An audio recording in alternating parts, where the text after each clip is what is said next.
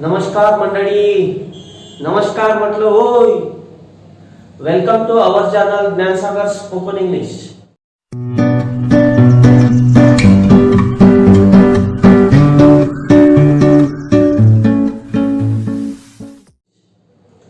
In this video we will discuss that as a relative pronoun. Okay, so let us start that as a relative pronoun. आता लक्षात घ्या, आले का सगळे? या पटापट. आज मोठा खतरनाक रिलेटिव्ह प्रोनाउन आहे आणि तो दॅट आहे. बऱ्याच लोकांना, बऱ्याच स्पीकरला जे बोलण्याचा प्रयत्न करत असतात त्यांना दॅट कुठं वापरायचं हेच नाही समजत. तर थोडस नॉलेज देतो का तुम्हाला. दॅट हा रिलेटिव्ह प्रोनाउन मध्ये रिलेटिव्ह प्रोनाउन म्हणून कसा का काम करत असतो किंवा दॅटनी कोणतं वाक्य जोडायचं, कधी दॅट वापरायचा ऍज अ रिलेटिव्ह प्रोनाउन म्हणून राहतो. आधीच्या व्हिडिओ मध्ये मी तुम्हाला काय शिकवलेलं आहे थोडस मी रिवाइज करतो की दॅट हा काय काय आहे. पहिले आपण शिकलो that as a demonstrative pronoun म्हणून शिकलो. आपण काय म्हणून शिकलो? As a demonstrative pronoun. गड्या लक्षात घ्या, हा बोट दाखवणारं प्रोनाउन म्हणून आपण शिकलो होतो. काय म्हणून? बोट दाखवणारं प्रोनाउन म्हणून. ओके, कसं? जसं आता एक वस्तू असेल आणि ती जर दूर असेल ना, तुम्हाला सांगायचं असेल कुणाला का ती माझी आहे, तर तुम्ही असं म्हणू शकता दॅट इज माइन. ओके, म्हणजेच आता मी दॅट कशासाठी वापरला? जे काही वस्तू असतात, एखादं पेन असत किंवा मोबाईल असत, तर मी त्या ठिकाणी काय वापरलं? दॅट इज माइन, आहे की नाही? दॅट इज माइन असं वापरलं. That is mine. आता इथं दॅट कोणाच्या ठिकाणी आलेला आहे? नाउनच्या ठिकाणी आलेला आहे, म्हणून हा प्रोनाउन आहे. पण इथं काम कोणतं करत आहे? दूर जर एक वस्तू असेल ना, दूर असेल ना, त्याला जर त्या वस्तूला पॉइंट आउट करून सांगायचं आहे, म्हणजे ज्याला सांगून राहिले त्याला समजलं पाहिजे ना का तुम्ही कोणत्या वस्तूबद्दल बोलून राहिलेले आहे. तर तेव्हा आपण ऍज अ डेमॉन्स्ट्रेटिव्ह प्रोनाउन दॅटचा वापर करत असतो. असे चार आहेत: this, that, this and those. आपण डेमॉन्स्ट्रेटिव्ह प्रोनाउन मध्ये शिकलेलो आहोत. ते पाहून घे जा तिथं. ओके, मी आता उदाहरण सांगितलं की that is used as a demonstrative pronoun. या व्हिडिओ मध्ये आपल्याला काय शिकायचं आहे? गण्या काय शिकायचं आहे? जेवला नाही का रे? का बघा आवाज कमी निघून राहिला तुझा. जेवला का? बर, मोठ्याने बोलायचं थोडस. तर आपल्याला दॅट काय म्हणून शिकायचं आहे? Relative pronoun. रिलेटिव्ह प्रोनाउन म्हणून आपल्याला शिकायचं आहे दॅट. आता याच्या आधी आपण बरेचसे रिलेटिव्ह प्रोनाउन्स घेतलेले आहेत प्रिव्हियस व्हिडिओज मध्ये. कोणते प्रोनाउन घेतलेले आहे? हु घेतलेला आहे आणि विच घेतलेला आहे. ओके, तर ते पाहून घे जा. मी थोडस परत रिवाइज करतो याच्यामध्ये. दॅट आपल्याला ऍज अ रिलेटिव्ह प्रोनाउन म्हणून समजण्यासाठी, that as a relative pronoun समजण्यासाठी मी तुम्हाला हु आणि विच बद्दल सांगतो. आपण जनरली काय करत असतो? हु हे लिव्हिंग थिंग साठी यूज करत असतो. कशासाठी? Living thing. ओके, पर्सन साठी, साधारणतः पर्सन साठी, व्यक्तींसाठी आपण हु यूज करत असतो. जसं आता उदाहरण बघा, this is the boy. This is the boy.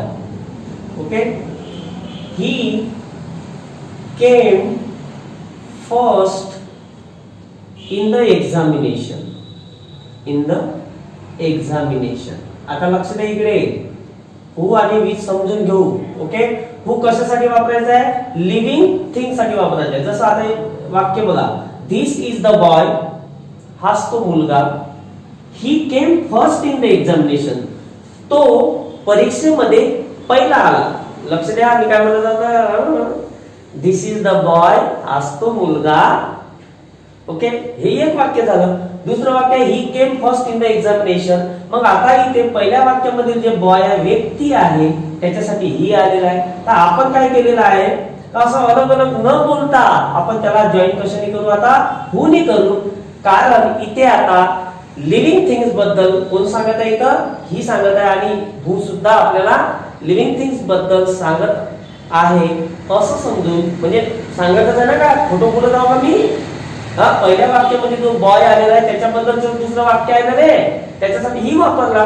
मग आता इथं जोडण्याचं काम कोण करत आहे, हु करतात, म्हणजे ऍज अ रिलेटिव्ह प्रोनाउन म्हणून, कारण इथं व्यक्तीचा उल्लेख दुसऱ्या वाक्यामध्ये आलेला आहे. म्हणजे असं वाक्य होणार, this is the boy, this is the boy who came first in the examination, in the examination.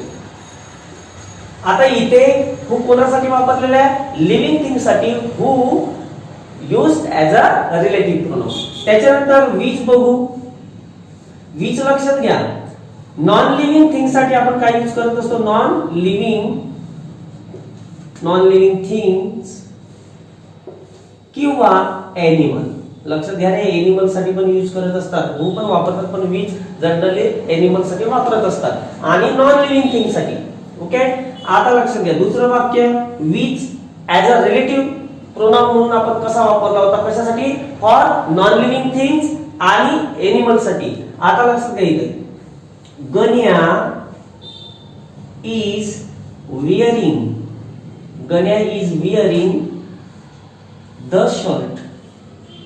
Ganya shirt टाकून आहे. Okay, it is too small for him. असं वाक्य आपण आधी घेतलेलं आहे. हे परत मी याच्यासाठी सांगून राहिलो का तुम्हाला आपल्याला दॅट समजायचं आहे, दॅट कशासाठी वापरायचं. आणि दॅट लय खतरनाक आहे ना, बहुत खतरनाक आहे, कुठं वापरायचं हे का समजा, कारण दॅट हे हुच पण काम करत असते, हुच्या अर्थाने पण वापरतात आणि विचच्या अर्थाने सुद्धा वापरतात. मग आता कसं वापरायचं, आणखी कुठे कुठे वापरायचं हे सांगणार या व्हिडिओ मध्ये. चांगलं लक्षात घ्या आणि तर इंग्रजी बोला, लिहा, सुस्तीच नाही करायचं. तर Ganya is wearing the shirt, it is too small for him. Okay, आता इथे नॉन लिव्हिंग थिंगचा उल्लेख केलेला आहे पहिल्या वाक्यामध्ये आणि दुसरं वाक्य त्याच वस्तूबद्दल आहे, तर त्याच्यासाठी आपण इट यूज केलेला आहे. मग आता हे सेंटेन्स आपल्याला ऍज अ रिलेटिव्ह प्रोनाउन म्हणून विच ने आपल्याला जॉईन करावं लागेल. हु येणार काय तर का विच येणार, कारण नॉन लिव्हिंग थिंग आहे. मग आपण कसं म्हणूया वाक्य, Ganya is wearing the shirt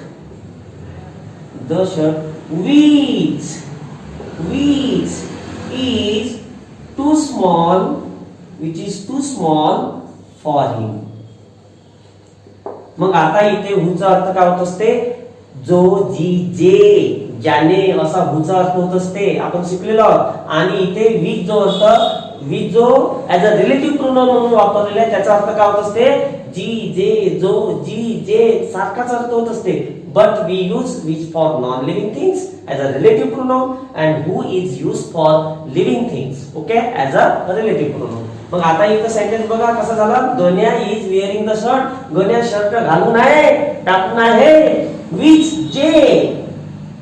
which is too small for him, जे त्याच्यासाठी खूप आतुर आहे. म्हणजे गण्या आतुर असलेलं शर्ट घालून आहे, टाकून आहे, असा अर्थ होत असते. तर नॉन लिव्हिंग असेल तर विच चा अर्थ होत असते जो, जी, जे, ज्या. आणि हु कशासाठी वापरायचा, लिव्हिंग थिंग साठी, तेव्हा त्याचा ऍज अ रिलेटिव्ह प्रोनाउन म्हणून काय होत असतो अर्थ, जो, जी, जे, ज्या होत असतो. आता आपल्याला काय बघायचं आहे, दॅट कुठं वापरायचं. आता लक्षात घ्या, आता let's consider what, that as a relative pronoun. चला आता दॅट बद्दल आपण शिकू.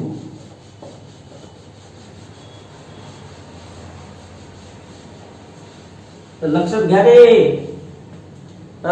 पटापट, डोक्यामध्ये चांगलं असं गेलं पाहिजे, तर लक्ष द्या ना रे, काऊन रे, समजलं ना. आता बघ, आता दॅट समजून घे, समजलं. हु आणि which, who for living things, which for non living things and animal. Okay, आता लक्ष घ्या, दॅट कधी वापरायचं. दॅटचा सुद्धा अर्थ काय होत असते गण्या, काय होत असते, जो, जी, जे, ज्यांना वगैरे असं होत असते. ओके, आता लक्ष घ्या, पहिलं वाक्य म्हणजे पहिला दॅटचा वापर शिकवत आहोत as a relative pronoun. Okay, जसं टू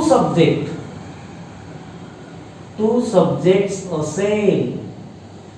आता टू सब्जेक्ट मध्ये कोणता, पहिले लिव्हिंग, पहिला समजा लिव्हिंग असेल दुसरं नॉन लिव्हिंग असेल, नॉन लिव्हिंग, ओके ओके, किंवा लिव्हिंग असेल आणि एनिमल असेल.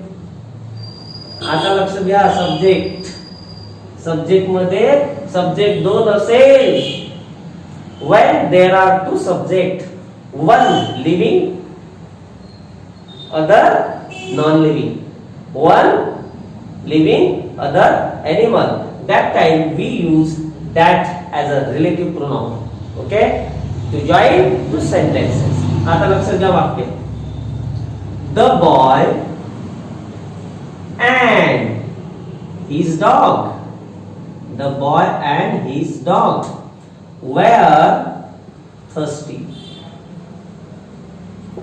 okay, they entered the house.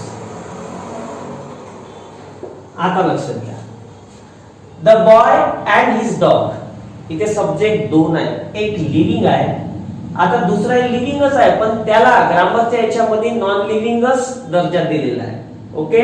कारण नॉन लिव्हिंग थिंग्स आपल्या एनिमल, हा काय आहे, एनिमल आहे, एनिमल साठी आपण जनरली बीच, ओके, यूज केल्या जात असते, ओके. पण इथे आता आपण नॉन लिव्हिंग मानून चालू, ओके. जरी लिव्हिंग आहे तरी पण ग्रामॅटिकल म्हणजे इंग्लिश भाषेमध्ये ग्रामॅटिकलच्या दृष्टिकोनातून त्याला दर्जा कशाचा दिलेला आहे, एक नॉन लिव्हिंगचाच दिलेला आहे, ओके. मग आता इथे बॉय हा काय झाला, पर्सन झाला, लिव्हिंग आहे, आणि इथे एनिमल आलेले, पर्सन आणि एनिमल म्हणून किंवा नॉन लिव्हिंग म्हणून. मग आता इथे दोन सब्जेक्ट आलेले आहे आणि या दोन्ही सब्जेक्ट साठी काय आलेलं आहे, इथे दे आलेला आहे, ओके. आता आपल्याला जोडायचा आहे, ओके.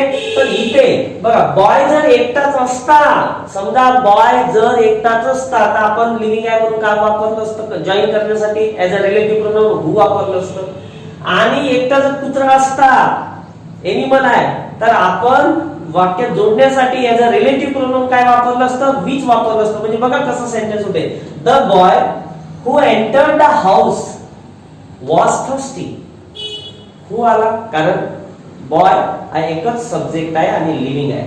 किंवा आता समजा डॉग घेतलं असतं, the dog which entered the house was thirsty. आता द डॉग आल्यामुळे मी काय घेतलं, आता तिथे विच घेतलं. पण आता इथे दोन सब्जेक्ट आहेत, डॉग पण आहे आणि द बॉय पण आहे. मग आता अशा वेळेस आपल्याला कन्फ्युज होत असते का कोणतं घ्यायचं. मग तुम्ही इथं डॉग दिसते तर डॉग साठी डॉग नुसार विच वापरा, आणि इकडे द बॉय दिसत आहे तर तुम्ही हू वापरा, म्हणजे ते चुकून जाते. नाही नाही, चुकलं नाही पाहिजे ना, एक्झॅक्ट 100% बरोबर आला पाहिजे. मग अशा वेळेस आपल्याकडे एकच अल्टरनेटिव्ह आहे, दॅटचा वापर करत असतो. म्हणजे कसं होणार, the boy and his dog, the boy and his dog, okay. आता काय यूज करू रे, that, ओके. हू नाही चालत ना, विच नाही चालत. आता इथं दोन आहे ना, दोन living, non living, living, animal. The boy and his dog that entered, मग हे काढून टाकायचं आहे खंडोबा, दे त्यांच्यासाठी वापरलं दुसऱ्या वाक्यामधलं. Entered the house were thirsty. आता अर्थ बघा, the boy and his dog, मुलगा आणि त्याचा कुत्रा, ज्याने घरामध्ये प्रवेश केला होता, ज्याने घरामध्ये प्रवेश केला होता ते तहानलेले होते. म्हणजे मुलगा आणि कुत्रा जे घरामध्ये प्रवेश केला, ज्यांनी घरामध्ये प्रवेश केला ते ताणलेले होते. मग आता द बॉय आणि हिज डॉग याच्यासाठी काय आलेला आहे, दॅट वापरायचे, लक्षात ठेवायचं. आता हे झालं लिव्हिंग आणि एनिमल. आता एखादं आपण वाक्य नॉन लिव्हिंग थिंग साठी पण यूज करू, आहे का नाही. जसं बघा, मी डायरेक्ट घेतो example, okay. Direct as a relative pronoun that use करून. जसं the man and his mobile phone, okay, that lost yesterday, okay, have been found safe. आता बघा इथे द मॅन असतं एकच. आता लक्ष घ्या, द मॅन एकटच असतं सब्जेक्ट, तर मी काय इथे यूज केलं असतं, हु यूज केलं असतं ना रे गण्या. काय केलं असतं, who. The man who lost yesterday has been found safe. माणूस जो काल हरवला होता तो आज सुरक्षित सेफ मध्ये सापडला, म्हणजे सेफ सुरक्षित सापडला. ओके. आणि मोबाईल जर असतं, the mobile phone that, the mobile phone जर असतं non living thing, the mobile phone which आलं असतं, कारण वस्तू आहे, मग दॅट जमलं नसतं भजन, मग काय आलं असतं, विच आलं असतं, which. The mobile phone which lost yesterday has been found safe. Mobile जो काल हरवला सुरक्षित सापडण्यात म्हणजे सापडला आहे किंवा शोधण्यात आलेला आहे असा अर्थ होणार. ओके, समजलं. तर येतं जेव्हा सब्जेक्ट दोन असतात, living animal, living non living, तेव्हा ऍज अ रिलेटिव्ह प्रोनाउन आपण दॅटचा वापर करत असतो. समजलं. गेलो इकडून इकडून, हे लक्षात ठेवायचं. हा झाला पहिला यूज दॅटचा. ओके, आता दुसरा यूज घ्या. काळाचं असेल तर काढून टाका भाऊ पटकन. स्क्रीनशॉट रे, स्क्रीनशॉट काढून, मी काय काढून म्हटलं तुला, काढून घ्या, काढा झाला. आता दुसरं बघा.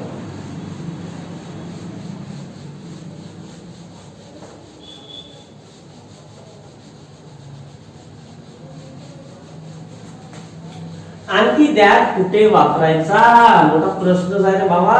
कसं वापरायचं तर लक्षात घ्या. दॅट कुठे वापरायचा, आफ्टर. दुसरा यूज बघा आता, आफ्टर. After, after much. काही असे शब्द असतात गणियात, काही असे शब्द आहेत, लक्ष द्या.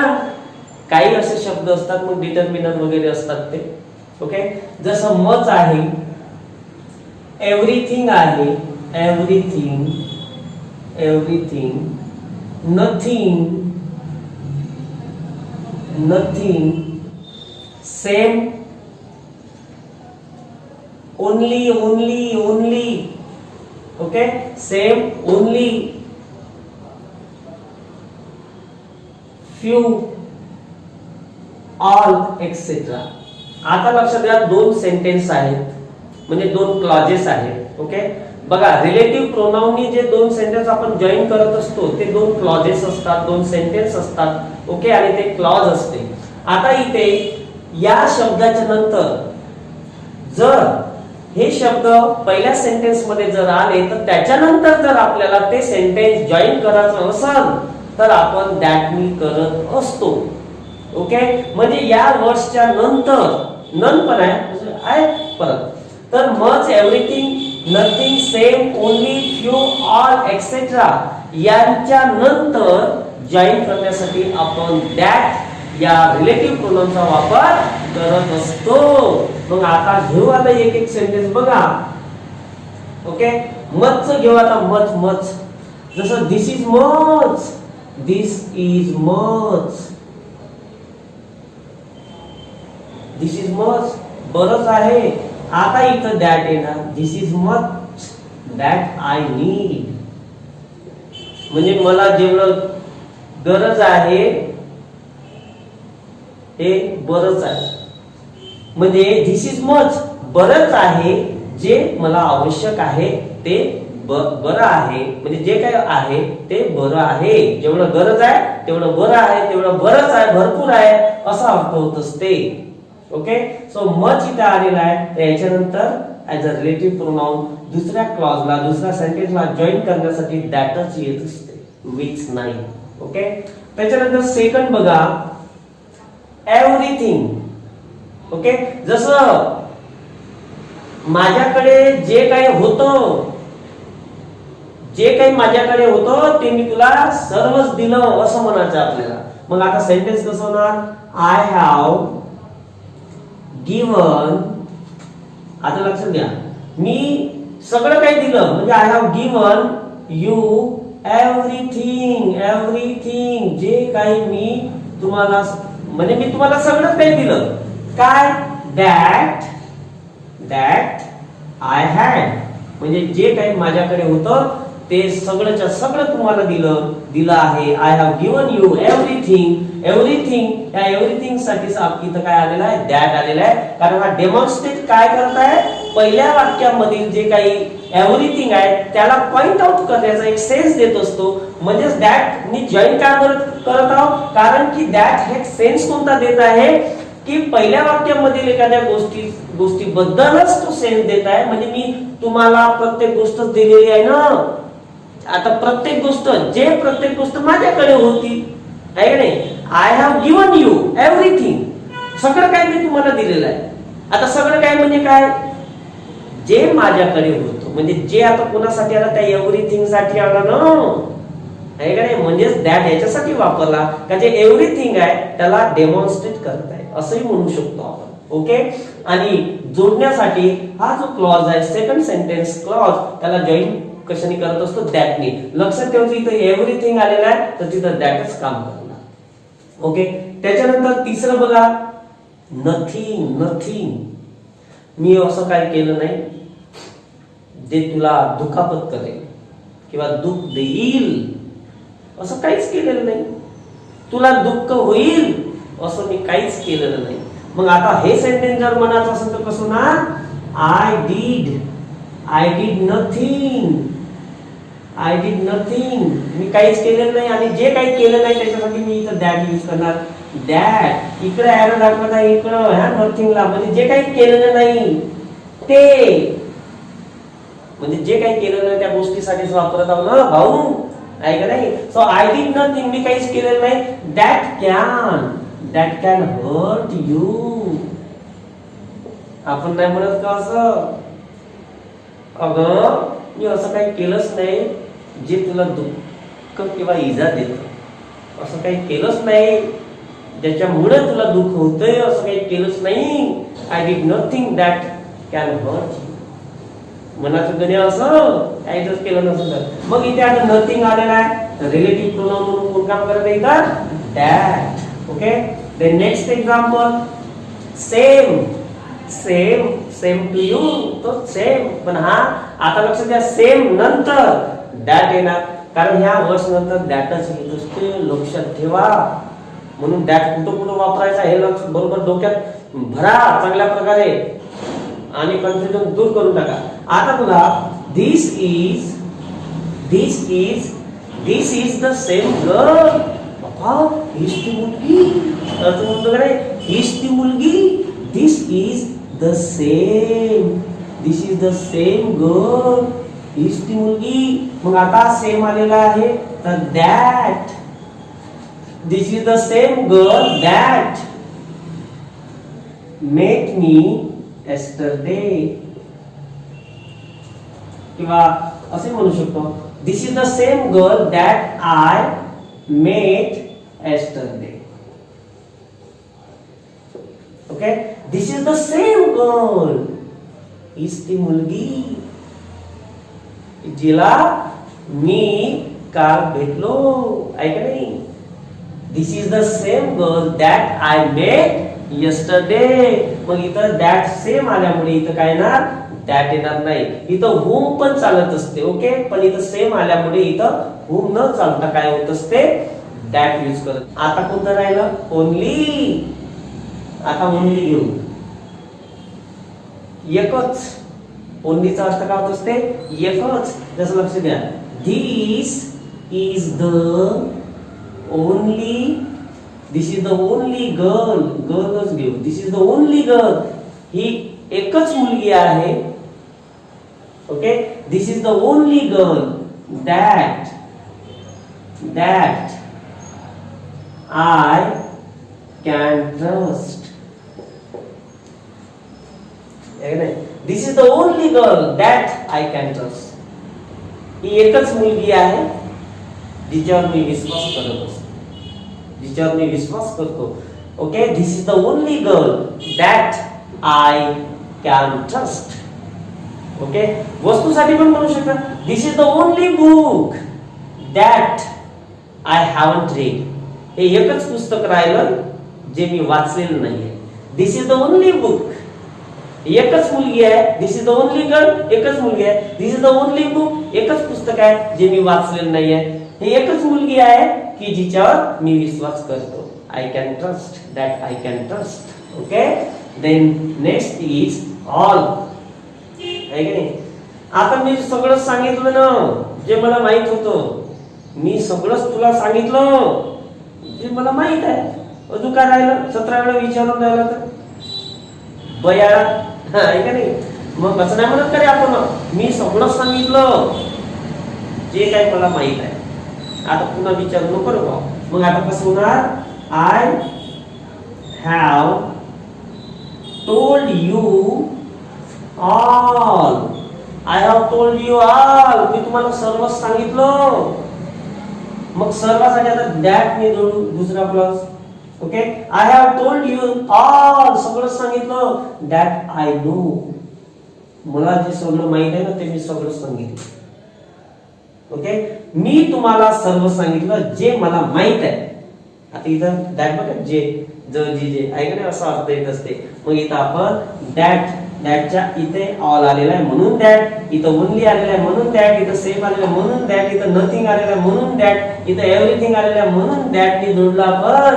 इथं मच आलेला आहे म्हणून दॅटने जोडलेला आहे. तर अशा प्रकारे हा एक दॅटचा उपयोग आहे. After such words we use what? That as a relative pronoun. As a relative pronoun, not as a demonstrative pronoun. Okay.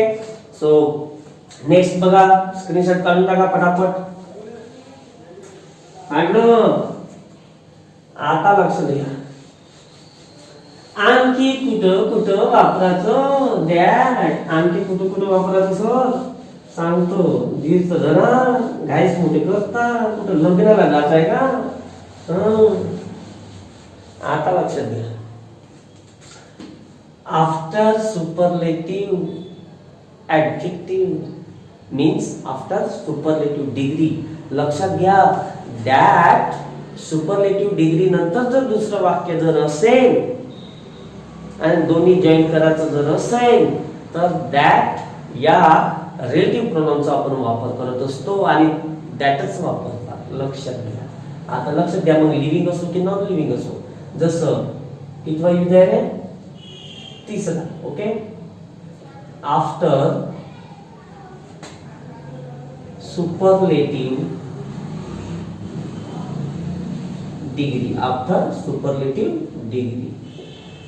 या सुपरलेटिव्ह ऍडजेक्टिव्ह. ऍडजेक्टिव्हचे 3 फॉर्म असतात. पॉझिटिव्ह ऍडजेक्टिव्ह, कंपॅरेटिव्ह ऍडजेक्टिव्ह आणि सुपरलेटिव्ह ऍडजेक्टिव्ह. तर सुपरलेटिव्ह डिग्री धरून चला मनामध्ये. Superlative degree असतात आणि दुसरं परत सेंटेन्स असं जॉईन करायचं असेल तर सुपरलेटिव्ह डिग्री नंतर नेहमीच दॅट वापरायचं. गण्या लक्षात घ्या. आता पहा घेऊ एखादं सुंदर एक्झाम्पल. कसं घेऊ रे गण्या? सुंदर वाक्य घेऊ. सुंदर घेऊ एखाद्या इनू मिनू बिनूच. ओके. मीनू गण्या पसंत राहिला. मीनू आवडते का तुला? Meenu Meenu is the most beautiful girl. Okay. Meenu is the most beautiful girl that I have ever seen. आतापर्यंत लई पोरी पाहिल्या, लई पोरी बघितल्या, पण मीनू सर्वात सुंदर मुलगी आहे. म्हणजे आतापर्यंत ज्या काय मुली बघितल्या त्यामध्ये मीनू सर्वात सुंदर मुलगी आहे. म्हणजे आतापर्यंतच्या मुलींमध्ये सर्वात सुंदर मुलगी मीनू आहे. Meenu is the most beautiful girl that I have ever seen. आतापर्यंत बघितल्या गेलेली, आतापर्यंत बघितल्या गेलेली मीनू हे सर्वात सुंदर मुलगी आहे. बाय आवडते. ओके. आता हे झालं व्यक्ती आहे का नाही. एखादी नॉन लिव्हिंग थिंग बघू, पिक्चर पाहिले जातात नाही रे. मग एखादा मस्त चांगला आवडला असेल तर मूवी वगैरे काय म्हणतो आपण, काय म्हणतो गण्या? आतापर्यंत जेवढे काय पिक्चर पाहिले ना, मूवीज बघितलं ना, त्यामधला सर्वात चांगला मूवी हा आहे का नाही? आतापर्यंत पाहिलेल्या मूवीमध्ये हा मूवी जबरदस्त आहे, सगळ्यात चांगला आहे असं जर म्हणायचं असेल तर आता कसं होणार? धीस बघून राहिले सिनेमा थिएटर मध्ये, एंडिंगवर आहे मूवी, आणि मग एकामेकाला सांगतो बापरे आतापर्यंतच्या मूवीज मध्ये सर्वात चांगला मूवी हा आहे. मग आता इथे सुपरलेटिव्ह डिग्री येत आहे ना गण्या, मग त्याच्यानंतर काय येणार? दॅट येणार. Okay, so this is the best movie. This is the best movie that. मग इथं दॅट येत असते, इथं दॅट आलेलं आहे. This is the best movie that I have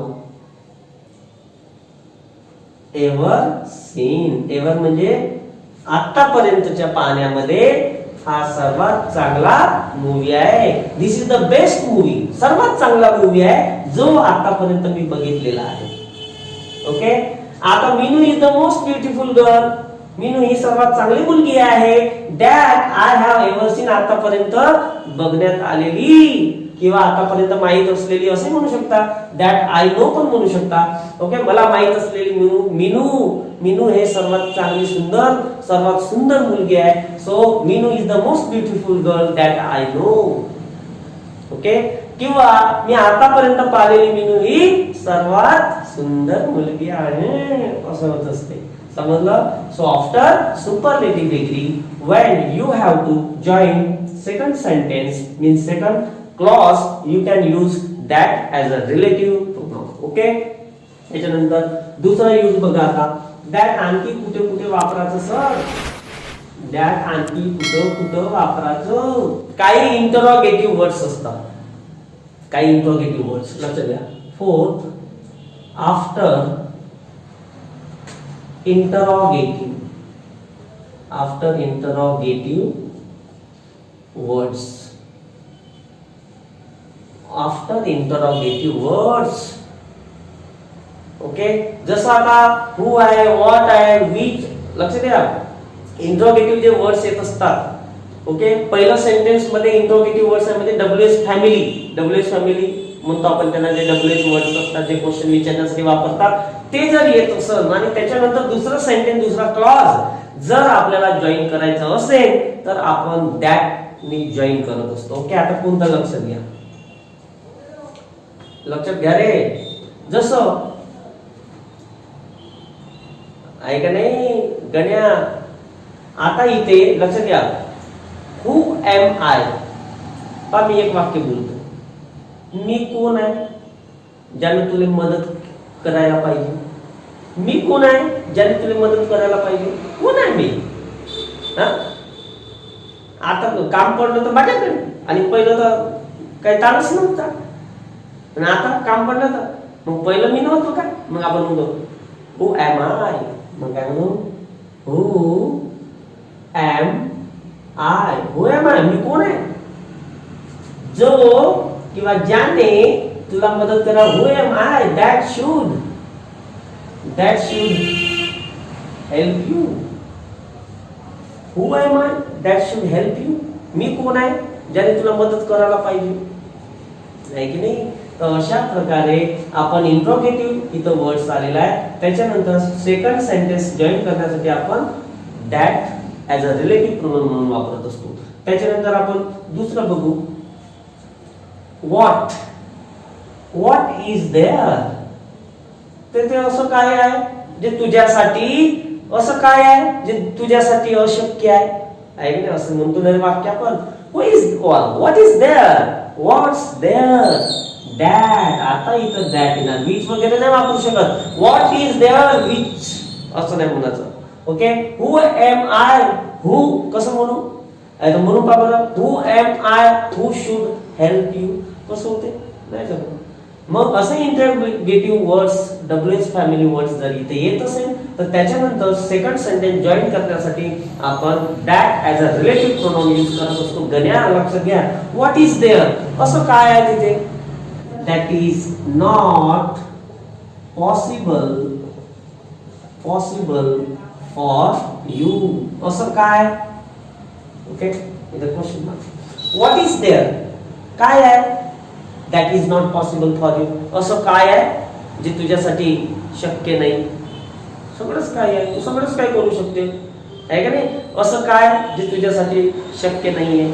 सगळंच आहे जे शक्य आहे तुझ्यासाठी. म्हणजे असं म्हणण्यासाठी आपण वाक्य इथे बघा व्हॉट आलेलं आहे, डबल्यूएस टाइप ऑफ वर्ड्स. तर मग इकडे सेकंड सेंटेन्स जॉईन करण्यासाठी आपण दॅट वापरत असतो. लक्षात ठेवायचं, हे विशेष दॅट चे वापर आहेत, उपयोग आहेत ऍज अ रिलेटिव्ह प्रोनाउन्स म्हणून डोक्यामध्ये ठेवा.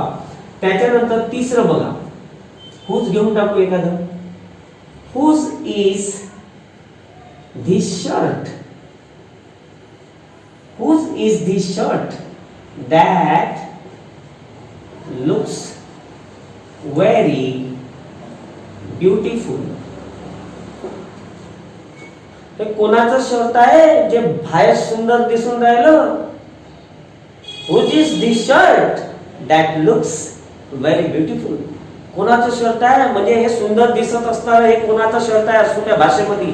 एवढा फारच सुंदर दिसत असलेला हा शर्ट कोणाचा आहे, नाही का नाही? तर अशा प्रकारे आपण काय यूज करत असतो, whose is a WS type word आलेला आहे. मग सेकंड सेंटेन्स जॉईन करण्यासाठी आपण काय यूज केलेला आहे, that as a relative pronoun. Okay, whose is this shirt that looks very beautiful. हे कोणाचं शर्ट आहे जे खूप सुंदर दिसतंय, असा त्याचा अर्थ असते. तर अशा प्रकारे after interrogative words we use that as a relative pronouns. Clear? आता आहे ना पानं, आणखी आहे ना अजून. गण्या लक्ष दे, मजा येत आहे का नाही? दॅट, आता लक्षात घ्या. आणखी कुठे यूज करत असतो आपण that as a relative pronoun? आता बघा, असं नाही म्हणत का आपण असं सेंटेन्स म्हणत असतो, अरे तो मीच आहो, काल तुला मदत केली होती. हाच तो राम ज्याने काल आपल्याला मदत केली. हाच तो राम, तो मीच आहे तुला मदत करणारा, आहे का नाही? अशा प्रकारचे वाक्य. आम्ही चहा होता तो जो ऑर्डर दिला होता, तू का आणणार आहे कॉफी? आम्ही जो ऑर्डर दिला ना तो चहा होता, आहे की नाही? म्हणजे जो आम्ही ऑर्डर दिला तो चहा होता, तो कॉफीच घेऊन आला आणि आमच्या नड्यात टाकते कॉफी जबरदस्तीनं. तर अशा प्रकारचे सेंटेन्स, तो मीच ज्याने तुम्हाला मदत केली, आहे की नाही? आता बघा, मग अशा प्रकारे एक कन्स्ट्रक्शन येत असते, एक कन्स्ट्रक्शन येत असते. जसं हे स्ट्रक्चर लक्षात ठेवायचं, it plus to be. To be म्हणजे आता इथे वॉच इज पण येऊ शकते आणि वॉच पण येऊ शकते, गण्या लक्षात घ्यायचं. आणि इथे सब्जेक्टिव्ह केस मधील काय असते, subject as a subjective case, noun किंवा प्रोनाउन. जसं इथे बघा, आय, ही आणि गण्या घेतो, घ्या गण्या प्लस. मग इकडे येणार दॅट, इथं दॅट वापरायचा, इकडे वर्ब घ्यायचा जे सेंटेन्स नुसार असेल ते. आणि दिसत आहे का नाही तिकडं, चाललो तिकडं, दॅट इथं वर्ब घ्यायचा, इकडे लिहितो बघा हे प्लस, इथं लिहितो दॅट, नंतर काय येणार प्लस वर्ब, त्याच्यानंतर अदर वर्ड्स घ्यायचं. तर हे कन्स्ट्रक्शन आहे. याच्यामध्ये आपण इथं दॅट आणि हु पण वापरू शकतो. लक्षात घ्या, व्यक्ती जर असेल तर हु पण चालते आणि दॅट पण चालते. वस्तू असेल तर दॅट पण चालते आणि विच नाही चालत भाऊ, लक्षात घ्यायचं. आता मी म्हटलं सर हु आहे तर हुही चालते ना दॅटही चालते. मग नॉन लिव्हिंग थिंग असेल तर विच आणि दॅट नाही, फक्त दॅट असेल. ओके, आता लक्षात घ्या, तो मीच आहे ज्याने तुम्हाला मदत केली होती. कसं होणार आता, it is I, it's I. पण जनरली इंग्रजीमध्ये मी पण म्हणतात इट्स मी, पण आपण आय घेऊ. ओके, इट इज आय, इथं who, it is I who had help you. तो मीच आहे ज्याने तुला मदत केलेली आहे. इतर तुम्ही काय यूज करू शकता, दॅट पण चालत असते भाऊ, गण्या भाऊ लक्ष दे. It is I that had help you. Okay, त्याच्यानंतर एखादी नॉन लिव्हिंग थिंग घेऊ. आता आहे की नाही? म्हणजे नॉन लिव्हिंग थिंग साठी दॅटच येणार, लक्षात घ्या. आता ही घेऊ, it is he. It is ही हा तोच आहे. दॅट किंवा इथं हू पण चालत असते. Who wants to go. It is he that or who wants to गो. हाच तो आहे जो जाऊ इच्छितो, ज्याची जाण्याची इच्छा आहे, हा तोच आहे, दुसरं कोणी नाही, असा त्याचा अर्थ होत असते. इथं इट इज आय, मीच आहे ज्याने तुम्हाला मदत केली होती, दुसरं कोणी नाही केली, मीच केली. म्हणजे असं जोर देण्यासाठी सुद्धा म्हणतो ना आपण, जोर देऊन नाही का, तो मीच आहे ज्याने तुम्हाला मदत केली, नाही का नाही? म्हणजे थोडस जोर देण्यासारखं पण होतं. आपण जोर देऊन बोलण्यासाठी मीच आहे बाबा, तो मीच आहे ज्याने तुम्हाला मदत केली होती, म्हणजे जोर सुद्धा एक्सप्रेस होत असते याच्यामध्ये. तर तेव्हा आपण अशा प्रकारचं दॅट कंजंक्शन म्हणून दुसरा जो क्लॉज असतो तो आपण कनेक्ट करत असतो. एखादी वस्तू पण घेऊन on living. Okay, it was tea, चाय होता. It was tea. That had ordered. It was tea that had ordered. जो ऑर्डर दिला होता तो चहा होता. बया का घेऊन आला रे, कॉफी घेऊन आला का नड्यामध्ये टाकते का आता? पण आम्ही जो ऑर्डर दिला होता तो चहा होता. मग इथं असं पण लिहू शकतो, that we had order. We had order. तर अशा प्रकारे आपण okay as a subjective case मध्ये आपण काय यूज करत असतो, दॅट किंवा हू चालत असतो. ओके, हू किंवा दॅट दोन्ही कशासाठी चालत असतात, लिव्हिंग थिंग साठी. आणि नॉन लिव्हिंग थिंग जसं इथं टी आलेला आहे तर विच न वापरता अशा वेळेस आपण दॅटचा वापर करत असतो. आता समजलं शेवटचा उपयोग बघा दॅटचा. आता शेवटचा उपयोग आहे रे गण्या. झालं, समजलं? मग वापरा दॅट. आता शेवटचा उपयोग आपण कितवा आहे ते लिहून टाका, जो तुम्ही बरोबर कितवा आहे तर 6वा घेऊ आपण.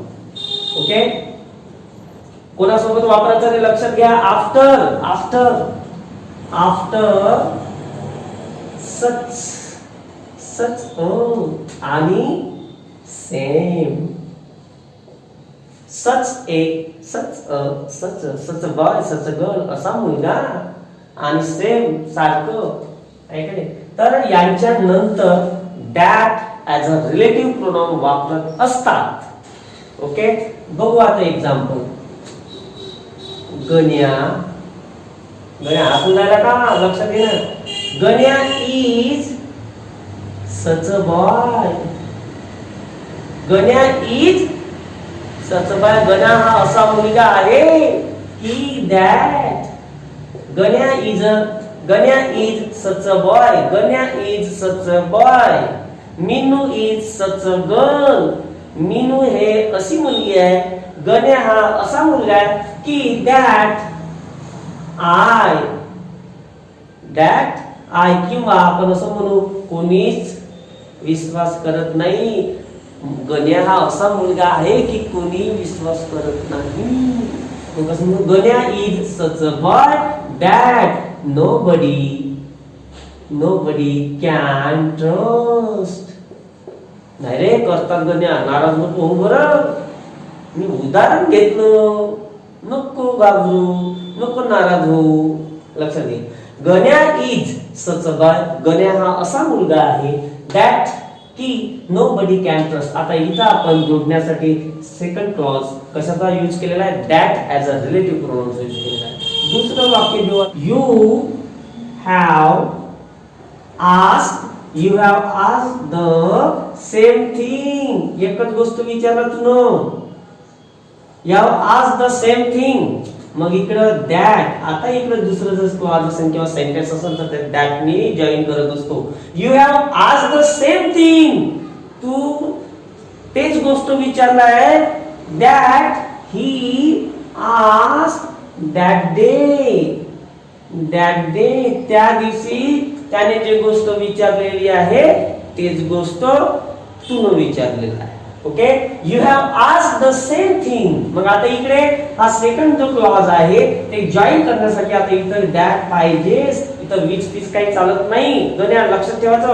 म्हणजे सेम आणि सच जेव्हा असते त्याच्या समोर काय बघायला मिळते, that as a relative pronoun. Okay, तर हे झाले दॅट ऍज अ रिलेटिव्ह प्रोनाउनचा वापर. दॅट ऍज अ रिलेटिव्ह प्रोनाउनचा वापर लक्षात असू द्या, डोक्यात कॉन्सन्ट्रेशन ठेवून ऐकले असं तर समजलं, नाही तर इकडून गेलं आणि इकडून गेलं. समजलं का सगळ्यांना, का नाही गेलं डोक्यात? घुसवत जाणं डोक्यामध्ये चांगलं. मन्या गण्या जमलं? ठीक आहे. So that's all about that as a relative pronoun. Okay. In next video we will discuss what as a relative pronoun. Okay. धन्यवाद. Thank you very much.